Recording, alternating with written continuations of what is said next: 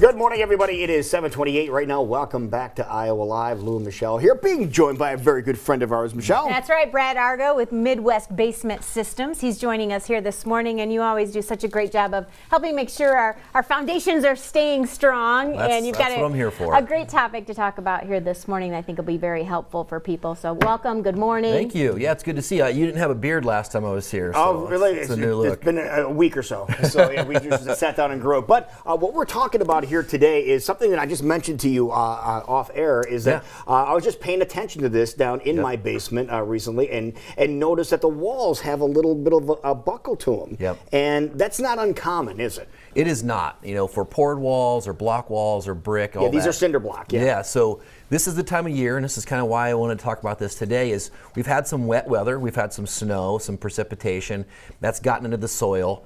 And now, like tomorrow, we're going to get really, really cold, which means that water is going to expand, which means it's going to start to really push against people's walls.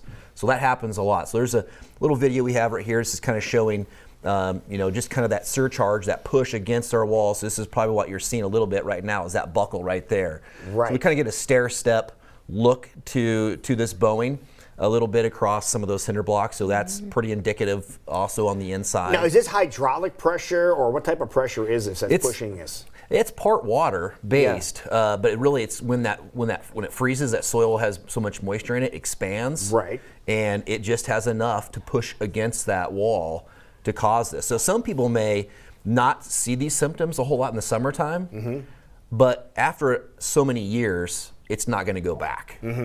And that's where you start to have issues where, where these blocks are supposed to be, all of a sudden they're not handling the weight the way that they should. So what you're saying is, as some of these blocks separate like this, but then as things dry out a little bit, they might settle back down a time or two, but it doesn't do it repeatedly. Correct. Yeah. Okay. And that's what happens a lot. Now, on average, it takes people about 7 years to call a foundation repair company. To pull the trigger? After they've seen the issue. So a lot of us is, 7 years after they've seen the First issue. seen it, yeah. Yeah, they're like, okay, I'm going to deal with this later. Yeah, because this happened, I lived over in the Harding Hills area for a while too, and I thought I was safe from that. And no, we actually had to have you guys come in and shore up the wall because we were concerned about it coming in. This is something that we do quite a bit. Now, we have a few different solutions for this, but one is power braces. So if I wouldn't mind just taking a look at that video as well. It's got a similar, it's an I-beam, so this starts off the same, but we'll see the product here in a second. It's a steel I-beam that goes on the inside of your house. Okay. So if you're concerned, we can do this work all year round. All right, so you don't need to dig a hole in the ground and then try to snake something through. Okay. Right. So we can do this, like I said, all year round. Yeah, I had the old-fashioned style. Yep. Yeah, and those that was sometimes years ago. That's 20 years ago. Yeah. Sometimes we have to tear out, people's yards and some of their landscaping and things like that. And sometimes it's a better way to go. But most of the times this can be corrected. But you have with our power options, braces. though. That's the important thing. Yes. Okay. Yes, that's correct. Tell us about this. Yeah. So this is our power brace system.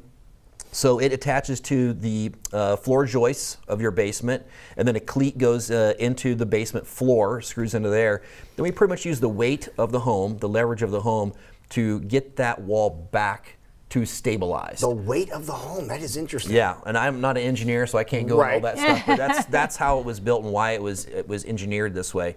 So it allows us to kind of push that wall back to stabilize it. Now, some people may say, can it go back to its original position? Sometimes yes, other times no.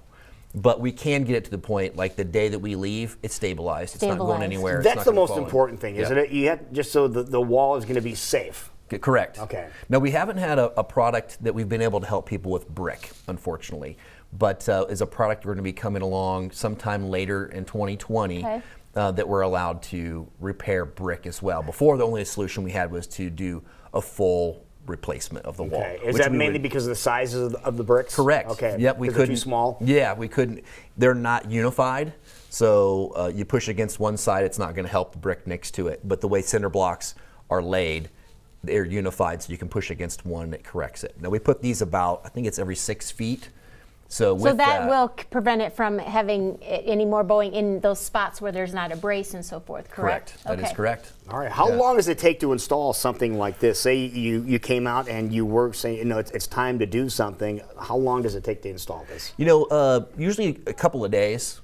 To do it obviously depends on how many you need to have installed. Sometimes we have walls. We only need a partial wall to have this shored back up. Others, it's the entire perimeter of the basement. Okay. So those are usually the So two-day jobs. what you're saying is, if you do only have one wall coming in, Yeah. you can just do the one wall. You don't need to do the entire basement. We don't have to. We would take a look, and our system designers would take a look and see if we're going to have that. If we've seen some symptoms already, may as well get that done then, 'cause you're there. and prevent it from bowing in. So that way we can just stabilize and keep it in its original position. Other times they may say, nope, actually you don't need anything over here because maybe the slope of the ground could be a few different variations there. All right. Now, what about? We saw that it comes off the wall a little bit. How far does it come off the wall?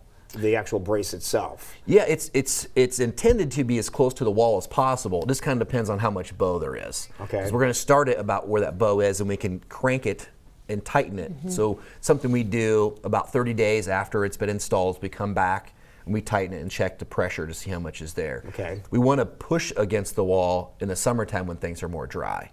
We're not going to try to push against it this time of year when we have so much coming at us. Okay, so you're just going to stabilize it now. Then once Correct. things warm up a little bit and dry out a little bit, then you can try to return it to where it belongs. Correct. Yep. Less resistance, so that's when we'd come back and we'd do some tightening and kind of keep pushing that wall back. Okay, now I want to talk about somebody that might have a bare wall like that, a cinder block wall like that, that's coming in, and you want to stabilize it, but maybe their long-term game plan was the reason we're fixing this because we want to turn that into a rec room. Right. We want to turn that into a nice space for entertainment. Yep. What about finishing it on like the living side of the brace? Is that able to be done? Yeah, once it's stabilized, once it's all set and not going to be going anywhere, you can then finish it.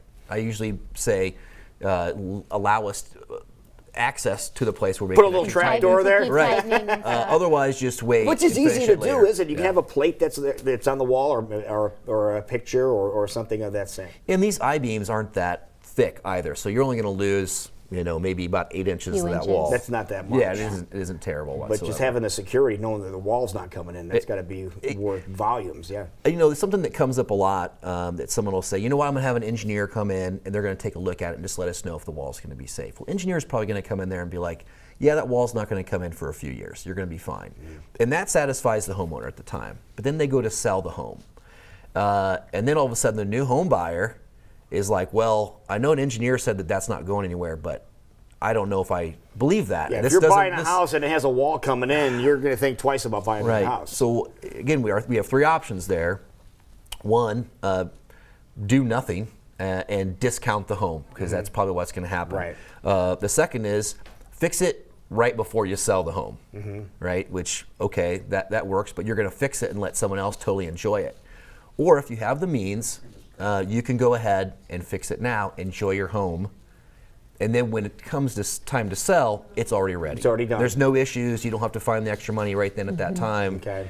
So, those are your 3 options. And I usually opt for the one that allows you to enjoy your home and look for that permanent solution while you're in the home. Because talk about if you don't get this bowing fixed or addressed, how does that affect the other parts of the home, the upper wall? Does it? Oh yes, you have a lot of settling, so you have cracking of your drywall. All of a sudden, your windows and your doors are sticking. So you're having some issues. It's affecting the whole house, really. It really is, and one of the things, if you think about, I wish I would have brought a drawing of this, but those blocks are laid on top of one another. But when they're in, all of a sudden, the weight is no longer being caught by the entire block. It's only being caught by a portion On of an it. edge. So that's what and gets that's- scary. And after time, you can have total wall failure.